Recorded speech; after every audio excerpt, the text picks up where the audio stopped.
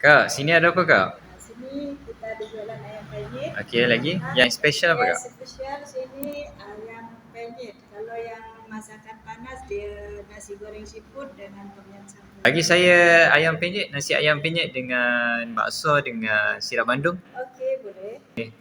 Okey, makanan dah sampai. Terima kasih kak. Biasa akak ni malu. Nasi ayam penyet. Jom kita makan. Bismillah. Oh ada. Panas. Panas-panas ni. Panas-panas. Sambal dia. Yang atas ayam tu bukannya kerak tetapi serunding kelapa.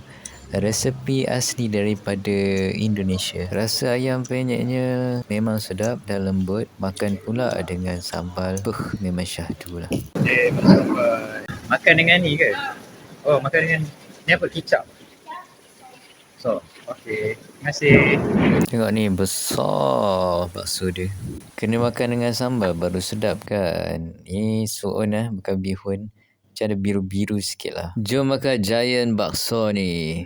Bakso dia pun lembut dan sedap. Untuk bakso, korang boleh tambah kicap. Overall ayam penyet 9 dan manakala bakso aku bagi dalam 8. Jom datang restoran dan jangan lupa follow.